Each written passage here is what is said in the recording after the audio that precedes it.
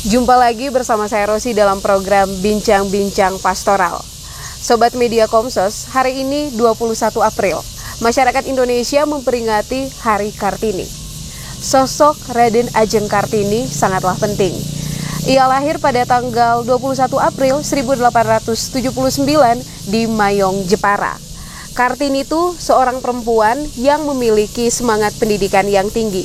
Sementara situasi ketika itu, perempuan belum mendapat ruang yang cukup untuk bersekolah, bahkan belum mendapat penghargaan sepenuhnya atas hak-hak mereka. Kita memperingati Hari Kartini untuk mengenang jasa pahlawan Raden Ajeng Kartini yang sudah berjuang atas hak dan kesetaraan perempuan. Peringatan ini juga mendukung gerakan kesetaraan gender di Indonesia yang terus digalakan hingga saat ini. Sobat Media Komsos, kita akan mendalami sosok Kartini dan bagaimana perempuan sekarang menghayati semangatnya, terutama di tengah geliat pembangunan pariwisata di wilayah Labuan Bajo dan Flores. Untuk itu telah hadir bersama kita saat ini Suster Maria Goretti RGS, Biarawati Kongregasi Gembala Baik. Selamat pagi, Suster. Selamat pagi. Apa kabar hari ini, Sus? Baik, sehat. Ya, Suster semangat sekali ya. Baik, sehat. Kita baru kali ini bertemu ya, pertama kali Suster Maria Goretti, dan memang Suster berkarya di Ruteng belum lama. Iya. Suster, selama ini kami mengenal di Susteran Gembala Baik ini ada penjahitan busana liturgi, kemudian ada Suster Natalia nih dengan usaha minuman herbal dan kopi. Nah, bagian apa nih yang ditangani Suster Maria Goretti di sini? Oh, saya memang datang ke sini memang baru ya. Saya membantu untuk integral ekologi di Provinsi Indonesia, tapi juga saya membantu di sini. Tapi karena integral ekologi itu terintegrasi dengan karya-karya yang lain, jadi saya juga membantu nih sekarang ini Suster Gebi sedang mempersiapkan untuk bisa pendampingan desa. Selain dia juga punya shelter, kita lah ya, jangan dia ya. Kita punya shelter untuk perempuan-perempuan yang menjadi korban trafficking atau korban-korban pelecehan atau domestic violence ya. Itu saja. Terus ada tempat di sebelah sana lagi yang tadinya dipakai untuk asrama, itu juga digunakan oleh Suster Ignacia untuk membantu pada saat-saat ada kelompok-kelompok ingin bertemu, lalu di situ ada fasilitas untuk itu. Wah, kalau tempat seperti ini indah, ini taman ini seperti apa nih, bagaimana nih? Ya, ini kelanjutan dari usaha tadi ada herbal dengan kopi ya. Tapi bagaimana supaya orang bisa menikmati alam sambil merasakan kopi Ruteng yang hebat itu kan? Jadi dibuat di sini kita sebutnya itu wisata kopi. Tapi jadi orang bisa ambil kopi di sana, duduk-duduk di sini santai, dan ini masih terus akan dikembangkan lagi. Gitu. Wah, berarti nanti yang mau beli kopi tidak hanya datang beli ya, Sus, bisa juga menikmati kopi sambil menikmati taman yang indah, dan nanti kalau pohon kopinya sudah besar bisa ikut panen nih, Sus. Iya dong, all are welcome ya datang ke sini. Nah, Sus, jadi kita mau bicara tentang Raden Ajeng Kartini. Apa yang menarik dari kepribadian dan perjuangan Kartini, Sus? Ya, kadang-kadang orang melihat Raden Ajeng Kartini itu kan sebagai pahlawan yang begitu banyak ya tulisan-tulisan tentang itu. Tapi saya tuh secara pribadi lebih senang melihat dia sebagai pribadi yang melihat peluang. Jadi melihat talenta yang dia punya, memungkinkan untuk mengekspresikan dirinya. Bayangkan, sebetulnya menulis itu kan anak SD juga bisa ya, tapi mereka tidak mengambil peluang itu, dan dia mengambil itu. Jadi yang saya sangat kagumi adalah pada saat dia bisa melihat kemungkinan dengan menulis itu bisa menunjukkan ekspresinya, perasaan, pikirannya, harapannya, ketakutannya dalam surat-suratnya itu. Tapi kayak itu yang menarik dari Raden Ajeng Kartini itu. Iya, melihat peluang ya, Sus. Peluang. Memang untuk zaman sekarang ini bagaimana kita bisa melihat peluang, dan itu berlaku untuk semua wanita juga ya. Jangan sampai ya banyak wanita yang merasa bahwa aduh saya belum Gak cukup bisa untuk apa-apa, itu. gitu. Ya. Nah, Sus, saya juga sering mendengar tentang kesetaraan gender, tapi agak sedikit bingung nih, Sus. Apakah memang perempuan itu sama dengan pria, atau seperti apa sebenarnya poin dari gerakan kesetaraan gender itu? Oke, saya senang nih dengan pertanyaan ini, karena seringkali orang ketika ngomong gender dia agak bias dengan soal laki dan perempuan ya. Padahal laki perempuan itu kan ya diciptakan Tuhan dengan seperti itu ya, tidak mungkin tergantikan. Tetapi yang disebut gender itu adalah role yang diberikan oleh masyarakat untuk laki dan perempuan. Nah sayangnya ada banyak orang yang bias tentang gender itu. Sehingga orang mengatakan bahwa oh yang bisa menjahit itu harusnya perempuan misalnya. Atau yang jadi astronot harusnya laki-laki gitu kan, kasihan banget ya. Padahal ketertarikan perempuan seperti tadi si Raden Ajeng Kartini itu, kalau dia punya talenta sesuatu, punya interest sesuatu, punya kemampuan sesuatu, seharusnya dia bisa ekspresikan. Jadi kalau seandainya, kalau kita bisa menghargai perbedaan-perbedaan itu, maka kita akan maju bersama, membangun banyak hal. Sekarang contohnya gini ya, kalau ada perempuan yang pengen ya dan punya kemampuan dan dia juga tekun dalam hal itu, misalnya dia menjadi orang yang cukup berpengaruh, misalnya menjadi astronot gitu ya. Kalau dia dikasih kesempatan untuk itu, belajar untuk itu, maka dia akan jadi astronot yang hebat. Tapi coba juga selain itu juga, nah kalau ada laki-laki yang sebenarnya dia sangat mencintai anak, pengen menjadi bapak rumah tangga, kalau tidak masyarakatnya bilang, ih kamu laki-laki kenapa harus gitu, itu kan akan buat down. Padahal itu role yang dia cintai untuk menghargai keluarga, seharusnya dihargain juga. Jadi ini yang kita bilang bias gender tuh kadang-kadang membuat orang tidak bergerak hanya karena masyarakatnya bilang ini kerjaan laki-laki, ini kerjaan perempuan. Yang seharusnya nggak harus kayak gitu. Nah kalau kita menghargai setiap orang punya peluang yang sama ya untuk mengerjakan apa saja dan semua pekerjaan adalah hebat dan suci dan bagus gitu loh. Jadi saling menghargai ya. Iya, nah itu. Nah, sejauh mana nih kesadaran akan perbedaan dan saling menghargai itu di kalangan masyarakat sekarang? Nah, sekarang ini kayaknya kalau lihat di apalagi di Manggarai ini ya, banyak perempuan-perempuan yang hebat, termasuk kamu juga kan. Tapi juga banyak perempuan-perempuan yang masih menjadi korban ya. Apakah itu korban kekerasan atau apa saja.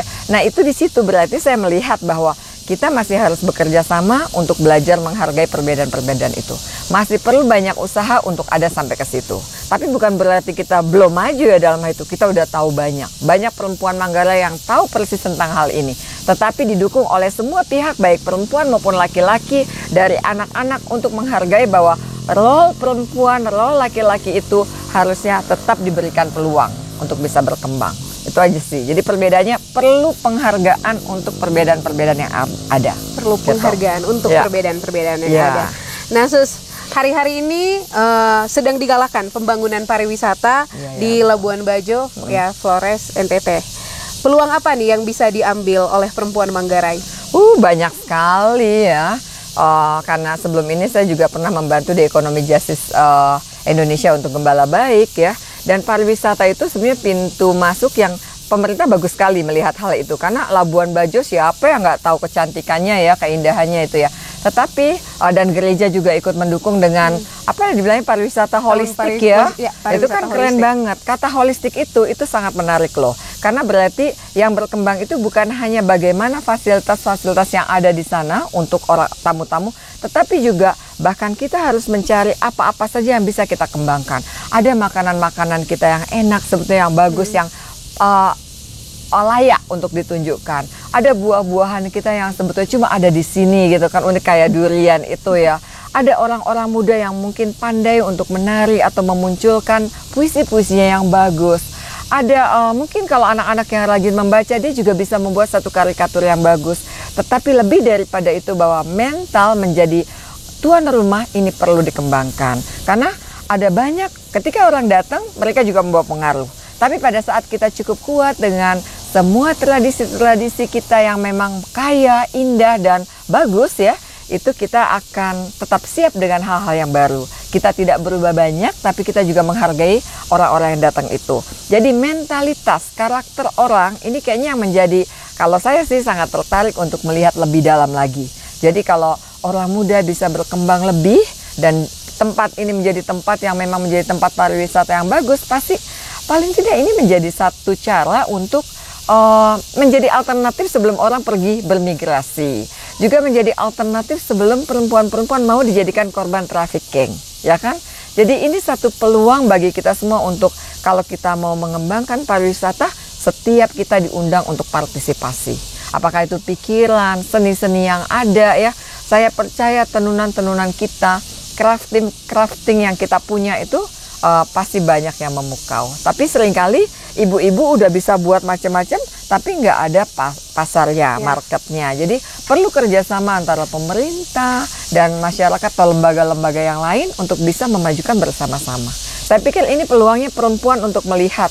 Kan perempuan itu kan ibu-ibu toh, biasa berpikir tentang banyak hal. Bagaimana sih untuk bisa membantu semua anggota keluarganya ya. Perempuan perlu berpikir jeli lagi. Apa yang diperlukan untuk namanya daerah aku ini supaya lebih berkembang atau apa saja seperti itu.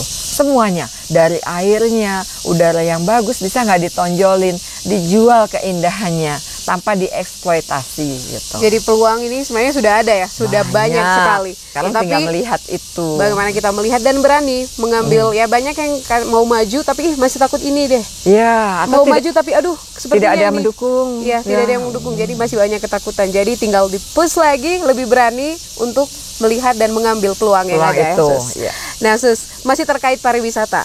Hal negatif apa yang perlu diawasi agar perempuan Manggarai tidak terjebak dan mengalami kehancuran?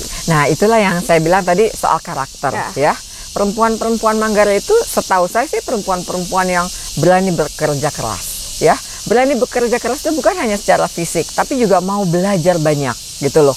Setiap ada peluang, di situ juga ada challenge. Nah, tantangan yang ini yang kita harus lihat. Challenge-nya apa saja? Kalau kita mau ke sana, apa juga yang harus kita jaga diri juga gitu ya. Karena kan bisa aja tuh soal trafficking menjadi malah berkembang.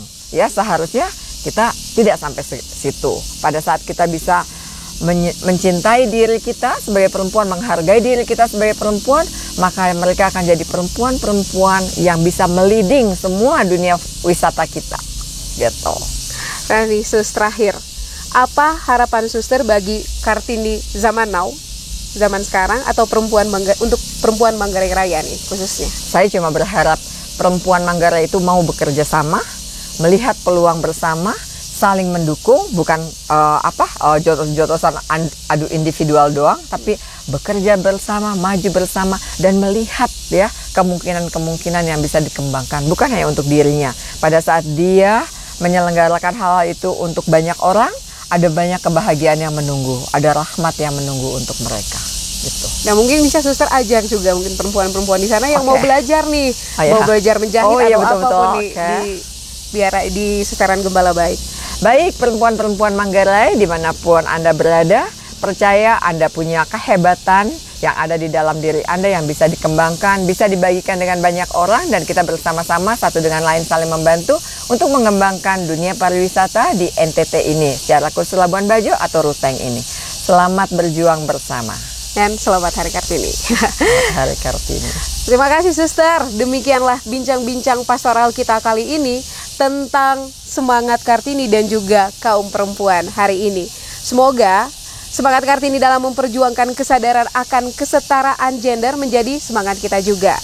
Dengan semangat yang sama, perempuan-perempuan khususnya perempuan di Manggarai Raya dapat mengambil bagian dalam karya-karya untuk kemajuan hidup bersama. Saya Rosi pamit undur diri. Sampai jumpa di bincang-bincang pastoral edisi selanjutnya.